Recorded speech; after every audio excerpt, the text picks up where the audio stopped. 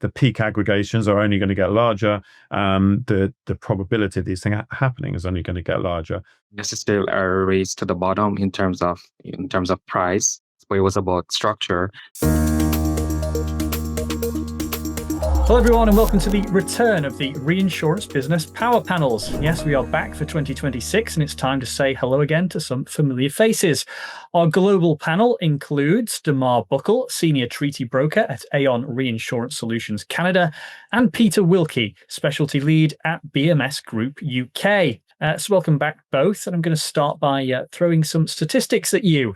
Dedicated reinsurance capital is estimated around $838 billion US, with alternative capital up roughly 12%, and traditional capital also growing. So how are you seeing reinsurers deploy this surplus capital in 2026 without undermining underwriting discipline, I suppose, particularly in property cat and DNF, where reductions have generally been the steepest? Peter, I'll start with you. So we're seeing increasing interest in new areas. So that might be new lines of business. It could also be new products. And we're seeing still differentiation between cedents, and that's quite key. So I think that there is that capital there. There is the ability of reinsurers to write more if they want to. And for the right cedents, they'll do that even if they're seeing a reduction in the price. So I think there's that dynamic alongside, as I say, trying to enter new areas and new territories. Okay, and would you say, Damar, that capital has definitely been growing? Yeah, I would say the capital have definitely been growing. What we're seeing is a more targeted approach to deploying that capital. The underlying risk environment hasn't changed. Catastrophe losses continue to remain elevated, and what we're seeing is reinsurers targeting those cedents who have great accumulation management, or have diversified products and are willing to partner in tackling this climate change issue that we're experiencing across the globe. What we're seeing with this capital that reinsurers have on hand is that there are, further to what Peter mentioned, they're offering more structural and tailored solutions to meet these demands and changes in the risk environment. Well, here's some more statistics for you, if I can. Risk-adjusted global property cat rates online fell by average of about 14.7% at the January 1st renewals. That's the largest annual decrease since 2014, while insured catastrophe losses have still exceeded $120 billion globally for 6 consecutive years, even with 2025's large events like the Los Angeles wildfires. So how are you reconciling this sharp reinsurance price reset with a structurally higher cat loss environment when you think about aggregates, peak zone exposure, retrocession for 2026 and beyond, Damar? I would say that the 2023 hard market, or the reset, as it's colloquially called, wasn't necessarily about price, but it was about structure, where we saw retentions go up, pricing went up, terms tightened. And that's partially in relation to the poor loss years prior to that, and also that the structures that were present at the time were not sustainable. So what we're seeing is not necessarily a race to the bottom in terms of price, but reinsurers are being more strategic with their retrocession arrangements, and they're also being very strategic in where they deploy the capacity as it relates to perils. Particularly those peak zone perils. I suppose as well, bearing that in mind, Peter, one thing that we've got to think about is that cat losses are only likely to increase from here, aren't they? Yeah, exactly. And the increase has been a dynamic that's been going on for years, as you mentioned. And what we've seen over that time is a change in the capital structure and reinsurance when it comes to peak perils. You mentioned earlier, I think you said 12% of the global reinsurance capital comes from ILS. That compares to, I guess, about zero 20 years ago or 25 years ago. So that balance is going to continue to shift, I think, because, as you say, the peak aggregations are only going to get larger. The probability of these things happening is only going to get larger. And so a larger share of the losses were likely to be borne by alternative capital markets. So I think we'll see that change in dynamic. And obviously, new capital entering the market does have a moderating effect on any rate increases. So I think that because of that change, in the long run, what we'll see is obviously attachments will gradually, in the long term, go up. Obviously, they did quite dramatically in 2023 in that reset. But over the long run, we'll see that happen more gradually. And I think that alongside the high capital coming from the ILS markets, it will lead to a relatively similar rating environment that we have now, I would expect. Well, while there are, of course, market reports that the pricing in many lines has reverted to levels from about 4 years ago, this does naturally come with comparatively higher attachments and tighter terms. So I'd like to find out from both of you, how are you seeing retentions, attachment points, coverage breadth evolve in 2026 programs so far? And indeed, do you expect cedants to continue using their savings to buy more limit, or to expect more net volatility, shall we say, on the balance sheets? Peter, what are you seeing so far? Yeah, we're seeing a mix. I mean, I think that there are some instances of attachments coming down. But in general, we're not seeing wholesale changes. We're not seeing a reversal of the changes that were made a couple of years ago. And it is on a client-specific basis and a book-specific basis. So there is the option to change some attachment points, that there's the possibility of loosening terms and conditions. But overall, there is still that discipline. And what I say about savings for cedants is that there are some, and there definitely will be some on a cash basis, because of the fact that insurance rates in many lines of business are down by at least as much as the reinsurance rates.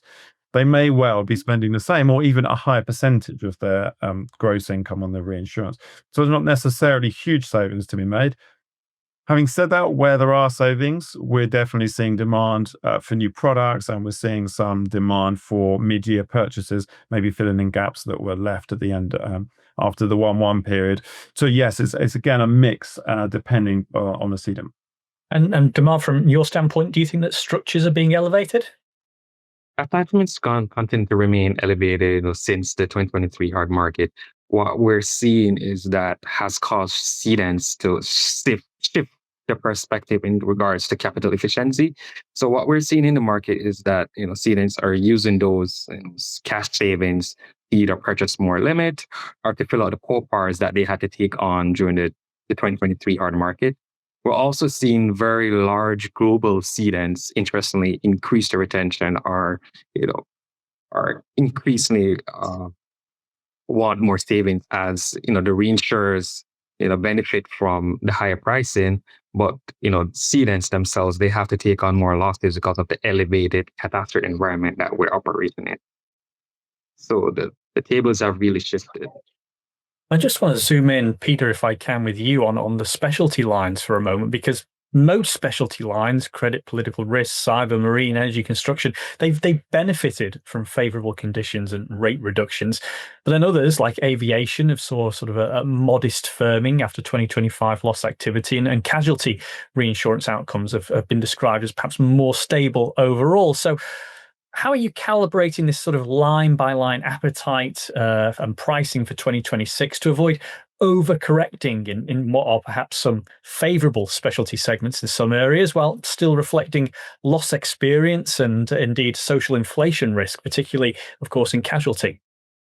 Yeah, I think there's very clear differentiation between those specialty lines that you mentioned. They've all got their own separate dynamics, and we're seeing the result of that at the moment. So some of the areas you mentioned, aviation, as you say, is hardened, but marine and energy is softened. But something like credit and political risk is more stable. So we do really see that differentiation by class. And I think that will stay regardless of how much capital there may be in the market. And I think that there's certainly going to be moderation because of some of the things that you mentioned. So I think, marine energy, yes, there's a lot of capacity that's leading to some rate reductions. The fact that you've got Baltimore Bridge out there, for example, obviously has a moderating effect on the downward pressure. Likewise, in casualty, I think social inflation is causing the downward pressure. And what it means is that actually, yes, cedants in some of these areas were able to get a better deal at 1/1, but some of these were still pretty difficult. And I think that we've not really seen the reductions in all of them. So we expect that to continue. We don't expect the contagion from other property line, for example, to necessarily mean that we see really big sweeping change in the specialty lines. We think they'll continue to be underwritten separately and be driven by those separate dynamics. Well, one final question to throw at you both, if I may, which is from your individual vantage point. What do you think are the biggest risks that 2026 competitive dynamic erodes margins too quickly, whether that's via easing terms, multi-year delays, or indeed pressure on renewal discipline? And indeed, how are you trying to preserve sustainable returns while still offering clients the options that they've come to expect? Damar, I'll start with you on this one. I don't think reinsurers are in a race to the bottom or to return to how they were underwriting 10, 15 years ago. What we're seeing is, the excess the capital that they have and the savings that the cedents are benefiting from the downward, pressures on the rate. We're seeing the creation of new products or, becoming more innovative in how they deploy that capacity. So what we remain to see in 2026 is how, they maintain underwriting discipline on the reinsurance perspective, and also how, the cedents use those savings, to protect their balance sheet. And Peter, from your perspective, is there still enough margin here? Yeah, I think there's more than enough, and I think that we expect our clients to expect us to get them savings still, because I think if you look at the return on equities that are being reported in 2025, there's clearly more than enough margin there for reinsurers, and they're abnormally high returns at the moment.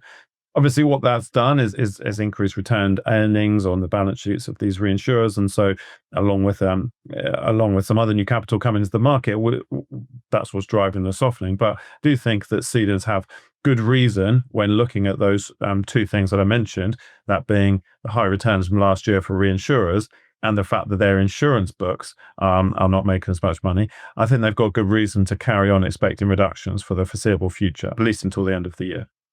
Well, great thoughts, and indeed another fantastic panel. Remember that these fine folks will be back here every quarter, so make sure you keep it right here at Reinsurance Business TV.